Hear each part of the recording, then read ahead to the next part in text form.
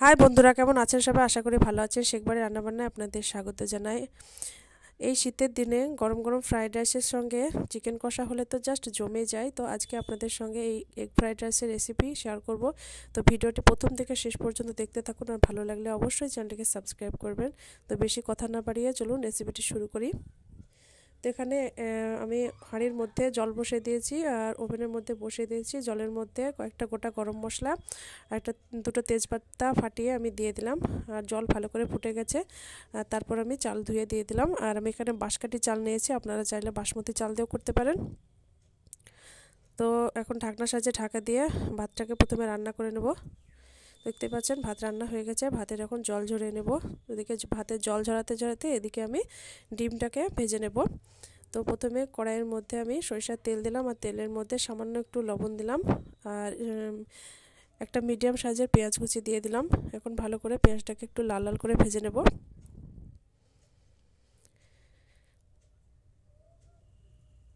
তো দেখতে পাচ্ছেন পেঁয়াজটা কিন্তু লাল লাল করে ভেজে নিয়েছি। এখন এখানে দুটো ডিম আমি একদম ঝুড়ো করে ভেজে নেব।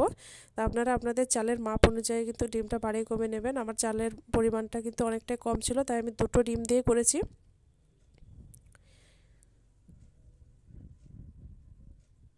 তো ডিমটাকে ভালো করে একটু ফ্রাই করে নিলাম। এখন উঠিয়ে নেব।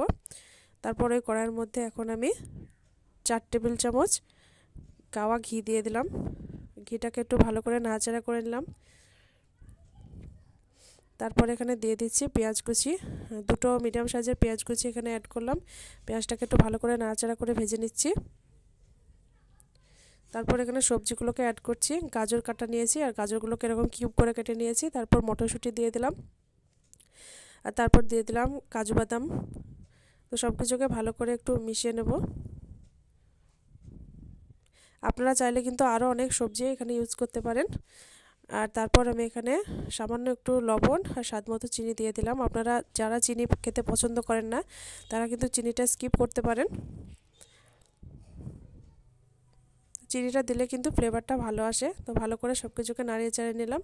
আর সবজিগুলো কিন্তু ভালো মতন একটু সেদ্ধ হয়ে গেছে। এখন আমি রাইসটাকে এখানে অ্যাড করছি।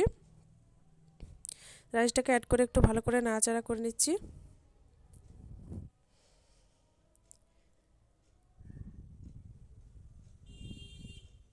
তারপরে এখানে ফ্রাই করে রাখা ডিমটাকেও আমি অ্যাড করলাম, আর তারপরে আবারও ভালো করে সব কিছুকে নাড়াচাড়া করে দিচ্ছি।